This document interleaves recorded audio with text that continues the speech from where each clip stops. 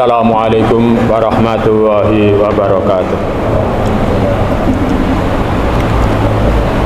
Bismillahirrahmanirrahim. Alhamdulillahirabbil alamin. Allahumma shalli wa sallim ala sayyidina Muhammadin wa ala alihi wa sahbihi ajmain. Amma ba'du. Jamaah salat Zuhur yang berbahagia, kita melanjutkan hikmah yang ke-11. Kalau pertemuan kemarin disampaikan pada hikmah yang ke-10 tentang pentingnya ikhlas dalam amal. Kemudian pada hikmah yang ke-11 ini Ibnu Athaillah menyampaikan salah satu terapi bagi siapapun yang menghadapi gangguan-gangguan ikhlas. Beliau menyampaikan, idfan wujudaka fi ardil humul, fama nabata mimma lam yudfan la yatimmu nitajuhu. Kuburkan wujudmu di tanah berupa humul, penutupan identitas diri. Karena apapun tumbuhan yang bijinya atau bibitnya tidak ditanam di dalam tanah, tidak akan sempurna hasil panennya.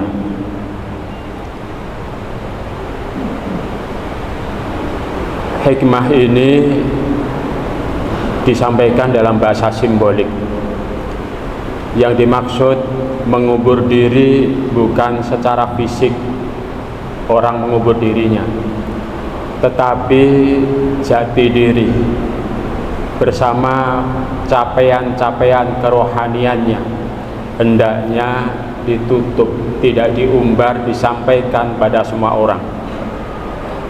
Kemudian tentu saja semua orang tahu bahwa prestasi diri, baik amal soleh yang lahir maupun amal soleh yang batin berupa aktivitas rohani kita, kalau toh sampai pada titik makomat tertentu kayak apapun, kemungkinan ada gangguan ikhlas berupa sum'ah, kepingin dikenal orang dengan segala konsekuensinya, maupun riya demi mendapatkan kepentingan-kepentingan duniawi. Karena itu, untuk menghindari gangguan riya ataupun penyakit sum'ah,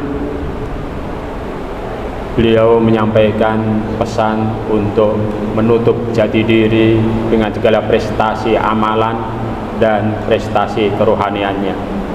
Kemudian diberikan simbolisasi, nanam apapun, biji yang ditanam atau bibit yang ditanam penting dimasukkan ke dalam tanah sehingga akarnya bisa menghunjam ke dalam dan nanti bisa tumbuh dengan baik, kuat dan tidak mudah rapuh sehingga bisa panen dengan baik.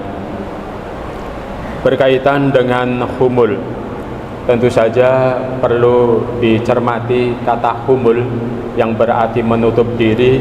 Ini bukan berarti anti dengan penampakan amal atau memberikan informasi amal pada orang lain, karena memberikan informasi amal baik pada orang lain dengan tujuan untuk memberikan contoh, memberikan tauladan, itu bagian dari ajaran Islam. Demikian juga syiar Islam bisa dicapai dengan informasi tentang prestasi amal individu maupun kelompok, bahkan lembaga-lembaga Islam.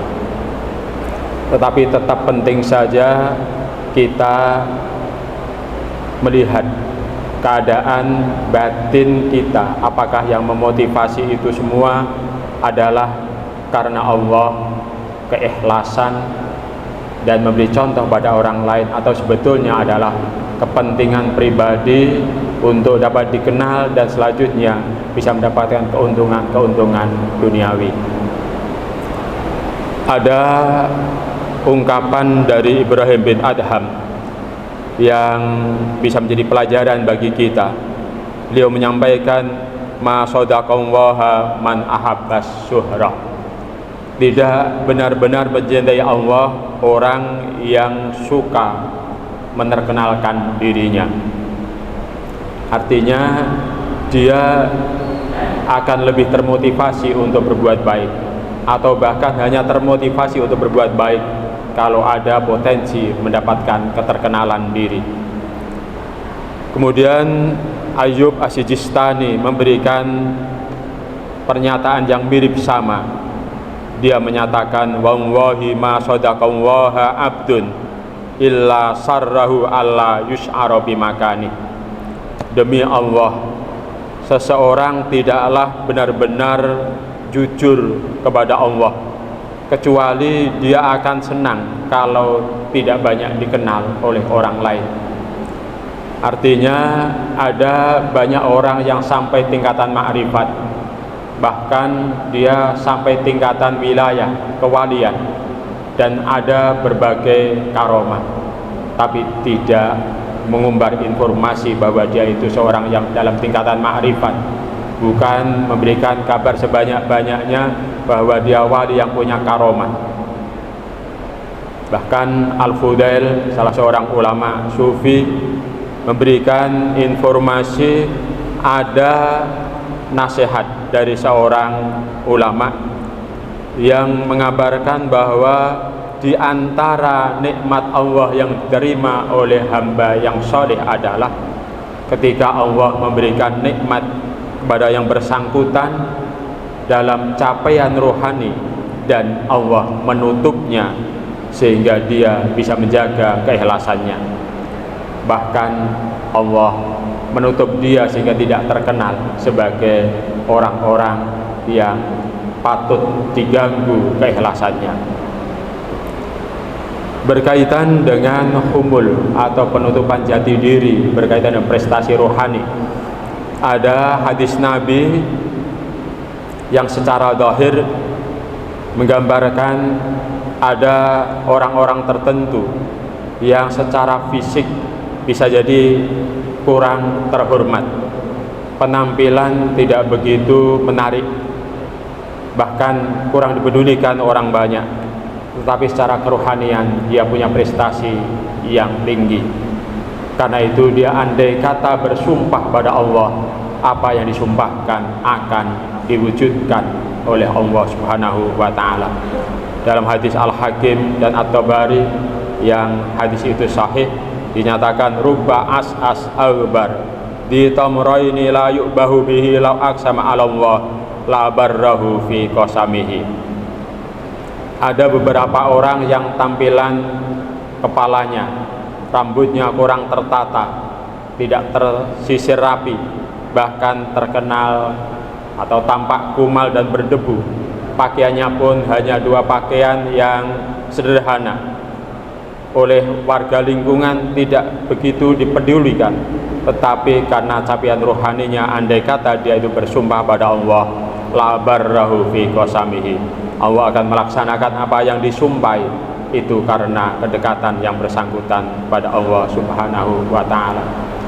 Dalam hadis Al-Bukhari juga dikisahkan ada dua orang lagi, yang satu fakir, penampilannya kurang meyakinkan. Ketika lewat, Nabi bertanya pada sahabat yang di sebelahnya, bagaimana kamu menilai orang yang lewat ini? Sahabat menyaut dan menyatakan orang itu fakir. Andai kata dia berkata, tidak dibenarkan ucapannya, tidak bisa diterima pendapat-pendapatnya. Dan kalau dia melamar gadis seorang keluarga, dia akan ditolak. Selanjutnya tidak selang lama lewat laki-laki yang tampilannya baik, bahkan tampak berkekayaan. Nabi bertanya pada sahabat yang sebelahnya tadi, bagaimana dengan lelaki yang lewat ini? Sahabat itu menyaut, kalau yang ini orang kaya, andai kata dia berkata akan didengarkan orang banyak, dan andai kata dia melamar wanita keluarga manapun, dia akan diterima. Mendengar komentar demikian, Nabi menyampaikan, hadzal fakir khairun min mil'il ardi min hada. Orang fakir yang tampilannya sangat sederhana itu jauh lebih baik dibanding Lelaki kedua, andai kata pun banyaknya sampai memenuhi bumi. Hadis ini menyampaikan bahwa pandangan yang hanya melihat, merujuk sisi lahir, tampilan seseorang, selama itu tidak didukung oleh tatanan hati yang baik, amal yang baik, maka itu penilaian yang salah. Penilaian yang lebih penting adalah penilaian pada kejiwaan orang yang diwujudkan dengan amal salehnya. Ibnu Ajibah Al-Hasani dalam Syarah Hikam yang berjudul kitab Iqadul Himam, beliau mengingatkan bahwa humul yang penting intinya adalah bagaimana seseorang itu melihat dirinya tidak begitu berharga di dalam sudut pandang umat manusia. Bahkan dia penting untuk merahasiakan derajat wilayahnya.